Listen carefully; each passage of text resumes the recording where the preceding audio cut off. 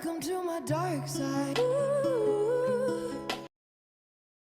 Salut à tous, on se retrouve pour la 25e saison de GA et du coup pour ce petit retour de la GA on a une poule de l'espace, un mec à 5 GL, deux mecs à 4 GL, deux mecs à 3 GL et les derniers ont 2 GL tout comme moi. Et lui donc a les deux mêmes que moi plus JMK et un vrai gas donc un bon avantage point de vue des toons. Il a l'exé 7 étoiles aussi il me semble. En speed ça me paraissait chelou que sa Padmé soit au plus haut. 325, c'est assez joli, mais du coup, DR 4, tout ça, ce sera plus lent. Donc c'est pas mal, on va regarder son DR, je crois qu'il passe à 308, donc pas foufou. Et comme ça, j'ai même pas besoin de mettre talon dans ma DR pour le faire chier, en défense. Je regardais quand même son SLKR parce qu'il était modé en vitesse 541, c'est pas fou non plus pour un SLKR modé vitesse. Et du coup, ouais, l'exé 7 étoiles, j'avais un petit doute, mais oui, oui, si, si. Et, euh, et j'avais regardé son Swigo.gg, il posait pas de def, mais là il en a posé une, donc JTR, NS, BH et Géo. Donc un or correct, pas fou, mais sympa quand même, il y a de la relique au passage, donc c'est pas dégueulasse. Au sud, il a mis une Phasma, une Troopers, une Qui-Gon naturellement au Micron. Je vérifiais dans le jeu quand même au cas où il n'est pas posé après l'inscription. Et une petite nut cachée tout en bas. Donc on va commencer par la Qui-Gon, étant donné que j'ai pas envie de perdre de temps, on va y aller en bas de batch immédiatement. On y va à 5. Et là c'est vraiment très rapide, en plus il n'y a même pas de. Il y a même pas de GK, donc c'est pour ça que ça me tentait pas de retenter les NS. J'aurais bien aimé retenter avec un GK. Vu que la dernière fois c'était pas passé exactement comme prévu, j'avais eu droit à un petit timeout. Mais là on voit le Mace Windu qui fait de la lumière, va-t-il survivre? Non. Voilà. 75 bannières pour commencer, ouais, c'est correct. Ensuite, ces IT, bah, ils sont pas super rapides, enfin ils sont moins rapides que les miens en tout cas. Et oui, je suis au téléphone en même temps que je joue à ma GA, mais il y a des priorités dans la vie, ok. Du coup, je disais, ces IT, ils sont pas autant de speed que moi, donc je vais juste faire un miroir. Comme ça va pas être un match très très long non plus. Et lui a le Death Trooper, moi je vais mettre le Dark Trooper dans ma team. Pour voir des bonnes vieilles patates de forain, ça fait toujours plaisir. Un petit poc poc poc. Donc voilà, le temps de chargement presque aussi long que le combat au final. On marque le death, on fait les jumelles, on tape du pied. Voilà, tape du pied, c'est bon. Là on est prêt. Virz a déjà disparu. On va aller faire Stark ensuite. Poc poc poc. Fin. Mass assist sur Piet. Poc poc poc. Fin. Une petite patate orange G12, même pas besoin de poc poc poc. Pas d'assist. Poc poc poc, fin. Voilà, 65 bannières. Un combat pas beaucoup plus long que la Bad Batch. Nickel. Ça avance vite et propre. Pour une fois. Et après, je me disais, ça nut. Bon, c'est un peu chelou qu'il y ait Tarkin dedans. Je J'arrive pas trop à voir l'intérêt à part l'AOE pour peut-être bousiller des bannières ou la réduc de TM. Je sais pas. Peut-être pour la réduc de TM, empêcher de jouer avec l'extorsion, le speed down, etc. Je sais pas trop, mais j'ai décidé d'y aller en Jedi avec la meilleure Jedi du jeu, Juani. À part Oda. Oda, je l'excuse, il est bien. Donc on va marquer le droid K parce que c'est le seul qui peut me casser la gueule étant donné qu'il est G13 et que j'ai 2 G12 et un G11, je pense, Juani. Hop, on enlève Tarkin de l'équation, ça c'est bien. Ils sont passés fufu, donc je peux jump et leur piquer le fufu. Attention, oh le stun de Juani, mais magnifique. Quel Qatar, elle est exceptionnelle. Voilà, on jump Nut qui crève une première fois. Bon bah pourquoi pas, c'est très bien. Le Magna dans le rouge, bon Doku qui arrive à jouer ses deux tours. Enfin, pas vraiment deux tours, mais l'assist sur Nut pour le premier et le bzit c'était son tour. Bon, là, on va pouvoir aller finir Nut tranquillement. Ensuite, je vais essayer de payer et de finir par un mass assist pour essayer de récupérer les bannières, voir si ça peut passer. Et déjà, Joanie, je crois qu'il lui manquait sa vie. Et il y en avait un à qui il manquait de la prod, donc 63 bannières. Bon, faut pas en demander trop, c'est des Jedi, hein. Ils ont déjà fait le café face à Nut. Ils peuvent aller roupiller. Ensuite, la Phasma. Bon, bah, qui dit Phasma dit assist, qui dit assist dit vaurien, qui dit vaurien dit nest. Voilà.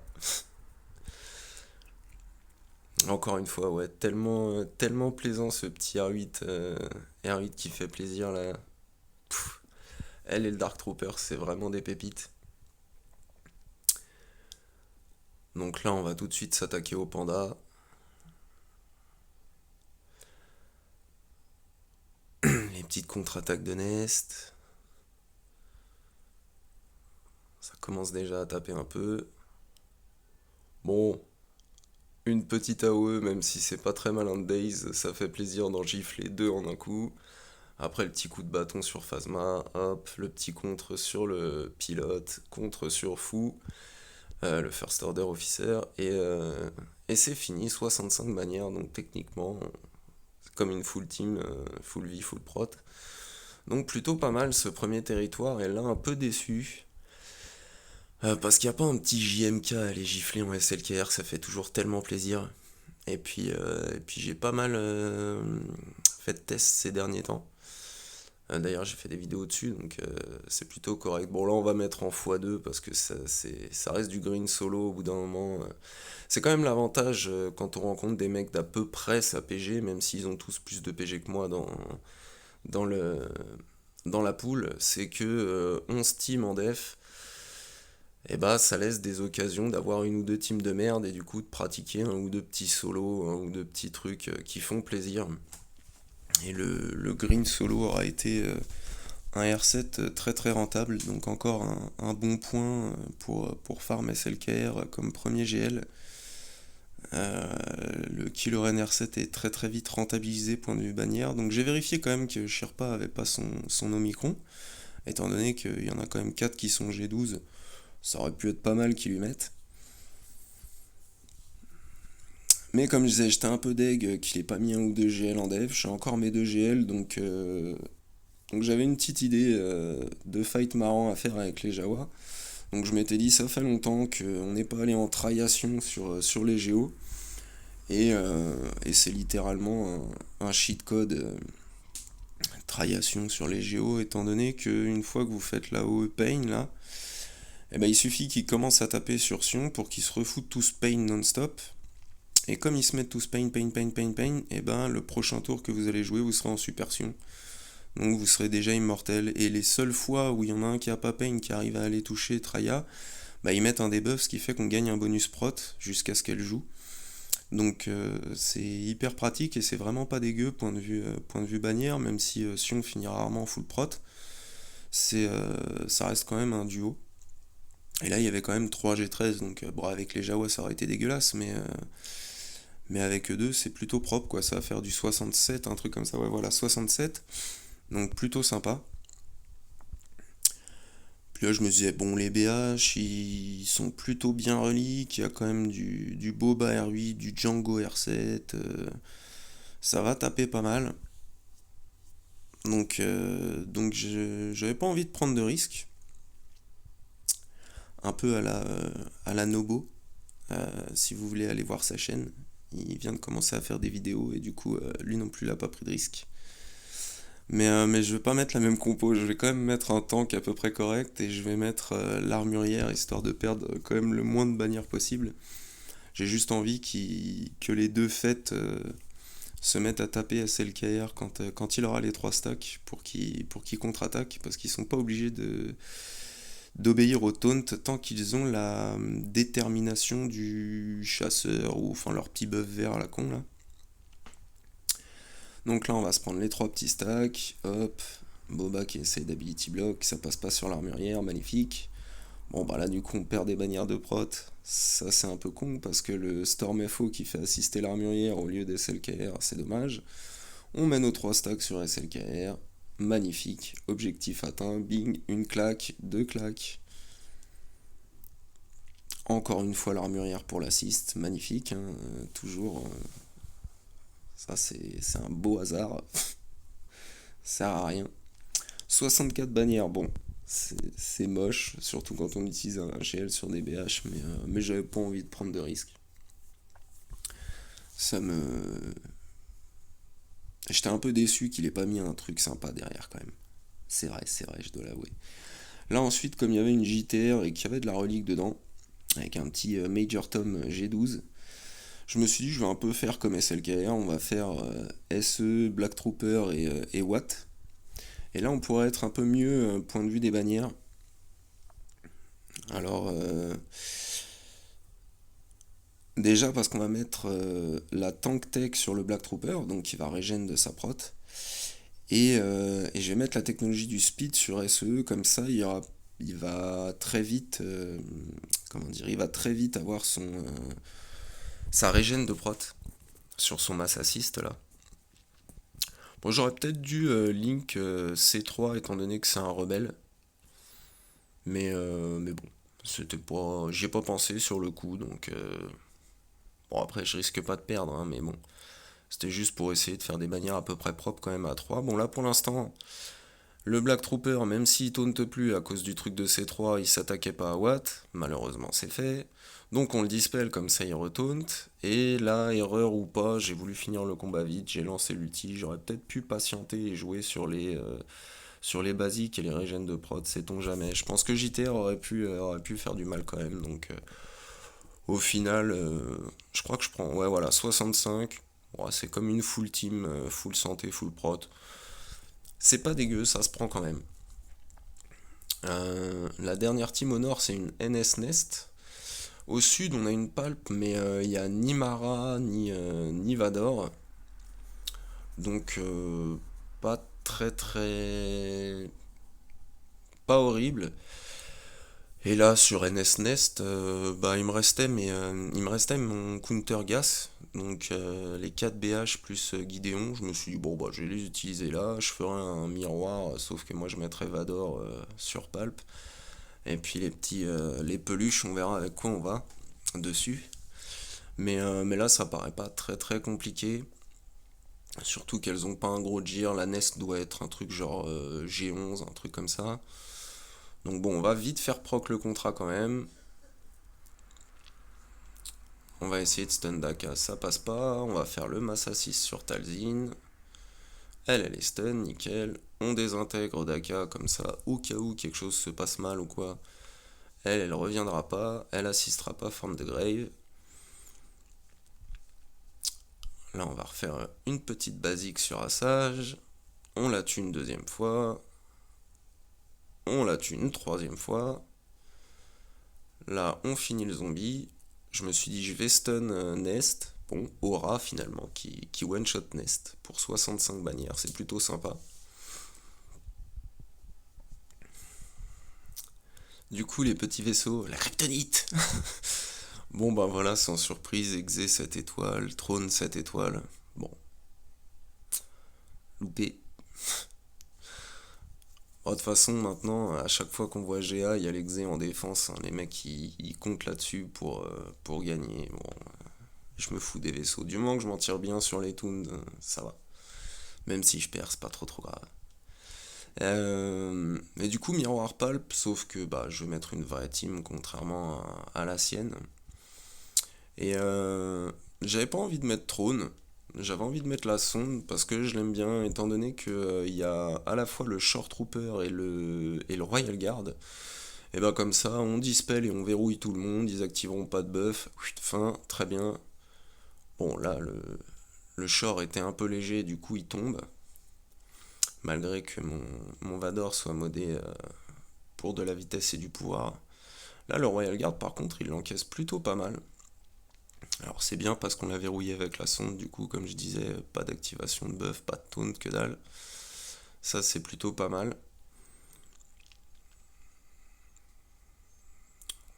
On va finir le Royal Guard, normalement, voilà.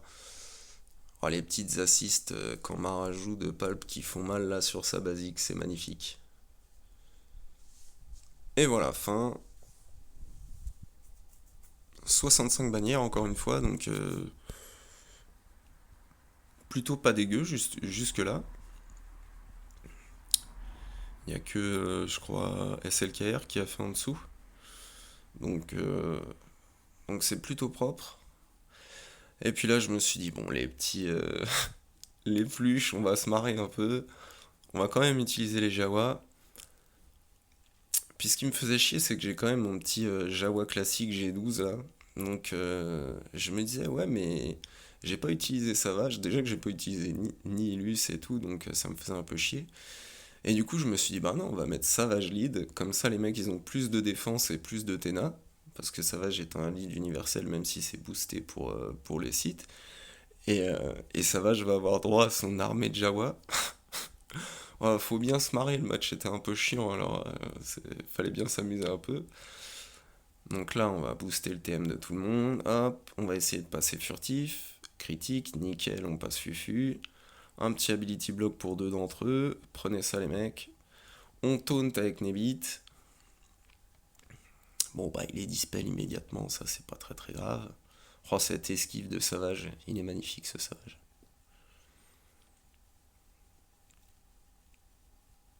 Bon, là, il commence à y avoir quelques détos quand même, hein. Ça commence à plus trop rigoler.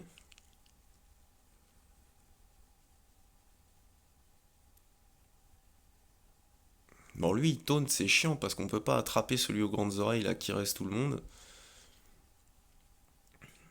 Va-t-il mourir? Oh, oh le fumier. Et c'est reparti pour un tour, on recommence. Ce fight est ridicule, mais c'était absolument génial, je trouve. Ouf, là, il a mangé Sherpa. Donc là, il ne manque pas de vie, on essaye de coller un petit déto en plus.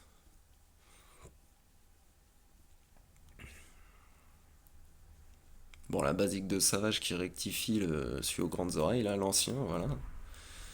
On va retaunt avec Nebit. Une petite grenade, une petite AOE. Pan, voilà, un beau kill de Savage, ça c'est très bien. On a perdu de la prot un peu partout, c'est moche, mais les Jawa ont vaincu. Les Jawa ont vaincu les...